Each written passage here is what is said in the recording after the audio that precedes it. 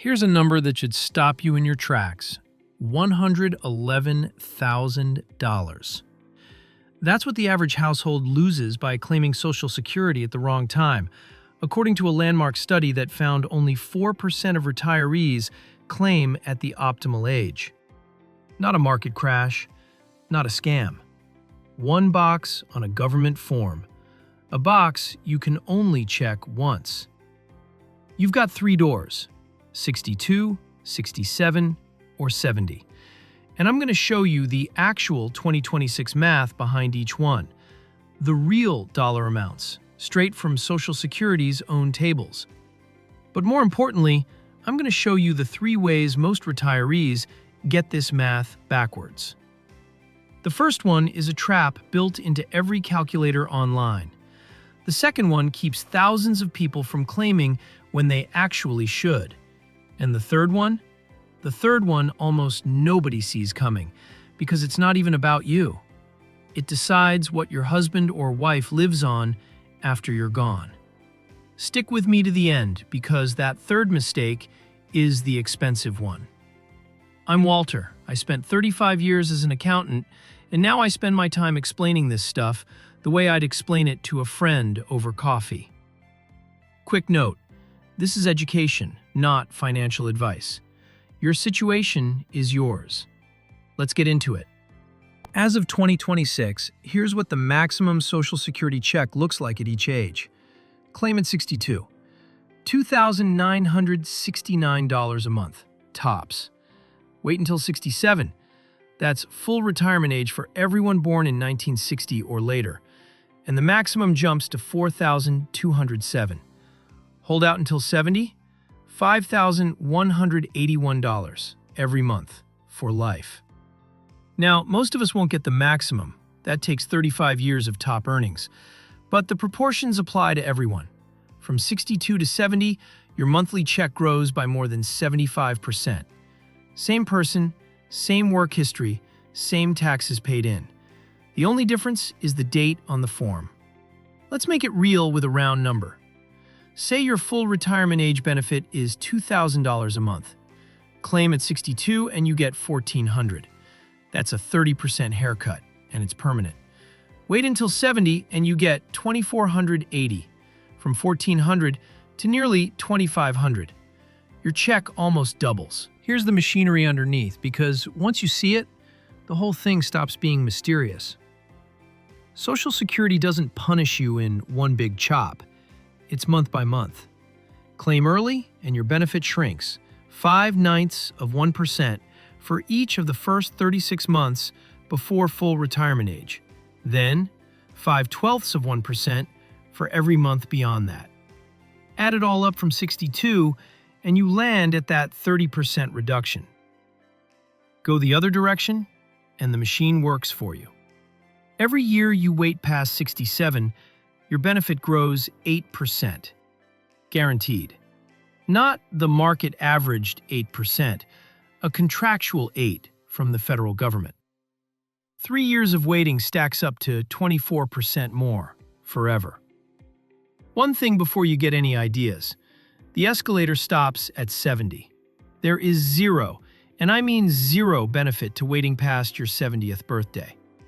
If you're 70 and haven't claimed, stop watching this video and go claim.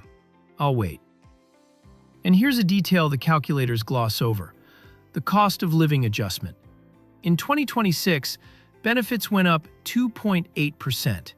That percentage gets applied to your base. If your base is $1,400, the raise is about $39.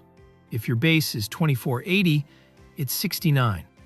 Claim early, and every single raise for the rest of your life is calculated on the smaller number. The gap doesn't stay still, it compounds. Now to the first way people get this backwards. Go online, and every Social Security calculator wants to show you a break-even age. Here's what that means in plain English. If you claim early, you collect more checks. If you claim late, you collect bigger checks. The break-even age is where the bigger checks catch up to the head start. The 2026 numbers? Claiming at 67 beats 62 once you pass roughly age 78. 70 beats 67 around 82, and 70 beats 62 at about 80. So the internet's conclusion is, if you think you'll die before 80, claim early. If not, wait. Sounds reasonable, right? Here's the problem. According to Social Security's own life tables, a 62-year-old American today has roughly a 50-50 shot of living past 85. Flip a coin. Heads, you live past every break-even point, and the early claim cost you tens of thousands. Tails, you're not around to be mad about it. That's the backwards part. People treat this like a bet they're trying to win. Squeeze the most total dollars out of the system. But you don't buy fire insurance hoping your house burns down. The real question isn't, how do I win if I die early? It's, what happens to me if I live long? A bigger check at 90, when the savings are thin and the medical bills aren't, is worth more than extra pocket money at 63. Waiting isn't a bet on dying late. It's insurance against living long. And it's the cheapest longevity insurance money can buy. And people are catching on. Back in the 90s, more than 6 out of 10 claimed at 62 the moment they could. By 2024, 26%. Still a quarter of everybody, but the lowest in 40 years. The word is getting out, and now you're in on it too. Backwards mistake number 2. And this one keeps people from claiming when they actually want to. Maybe you're 63 and still working part-time, and somebody at the hardware store told you, don't claim yet. The government takes your benefits back if you work. Here's the real rule. In 2026, if you're under full retirement age and collecting, Social Security withholds $1 for every 2 you earn above $24,480 a year. The year you reach full retirement age, the limit jumps to $65,160, and it's $1 for every 3. Sounds like a tax, doesn't it? Except here's what your buddy at the hardware store doesn't know. That money isn't gone. The month you hit full retirement age, the earnings test vanishes, and Social Security recalculates your benefit upward to credit back what they withheld. It comes back to you, spread across your future checks. It was never a penalty. It's a deferral. Now, does that mean claiming early while working is smart? Usually not. The 30% haircut still applies.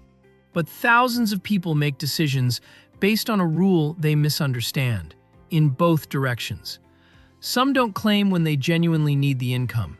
Some quit jobs they love to protect benefits that were never at risk. Know the real rule, and you get to decide with your eyes open. Now the big one. The mistake I promised you at the start. The one that isn't about you. Here's a fact most couples have never been told. When one spouse dies, the survivor doesn't keep both Social Security checks. They keep the larger of the two. The smaller one stops. Forever. Think about what that means. If you were the higher earner in your household, your claiming decision isn't really yours. The check you lock in, at 62, 67, or 70, is the check your husband or wife may be living on for 10, 15, 20 years after you're gone. Run our example again. Higher earner claims at 62, $1,400 a month. That's the survivor's ceiling. Same earner waits until 70, $2,480. That's over $1,000 a month more. $12,900 a year. For the surviving spouse, every year for life. Statistically, that survivor is usually the wife, and women in the U.S. outlive their husbands by years. And notice what this does to the break-even math from mistake number 1. It wrecks it. The calculator asks, will I live past 80? But the real question for a couple is, will either of us live past 80? The odds that at least one of 2 people reaches 85 are far better than a coin flip. For most married higher earners, delaying isn't just insurance, it's the single largest gift you can leave your spouse, and it doesn't cost you a dime today. That's the math almost everyone gets backwards. They decide alone what was always a decision for 2. Walter, I already claimed early. Did I ruin everything? Maybe not. 2 escape hatches, straight from the rule book. Hatch 1. If it's been less than 12 months since you claimed, you can file Form SSA 521, withdraw your application, pay back what you received, and it's like it never happened. Your benefit resets and keeps growing. You get exactly one of these in a lifetime. Hatch 2. Once you reach full retirement age, you can voluntarily suspend your benefit. No paying anything back. Checks just stop. And from that moment, your benefit earns those 8% delayed credits until 70. Claimed at 63 and regret it? At 67, you can hit pause and rebuild. And let's be fair, sometimes 62 is the right answer. If your health is poor and your own longevity genuinely isn't a coin flip. If you have no other income and the alternative is credit card debt, a reduced check beats 22% interest every time. Or, if you're the lower earner in a couple, claiming yours early while the higher earner delays theirs to 70 is actually a strategy planners use. The point was never, everyone must wait. The point is, run the real math, not the backwards version. So, the claiming math, right side up. The gap between 62 and 70 is 75%, permanent, and it compounds with every cost of living raise. Break-even calculators ask the wrong question. It's longevity insurance, not a bet, and you've got coin flip odds of living past every break-even age. The earnings test is a deferral, not a penalty. And if you're married and the higher earner, your claiming age writes your spouse's survivor check. Decide together. Here's my question for you, and I read every comment. What age are you planning to claim? And did today's third mistake change your thinking? Tell me below.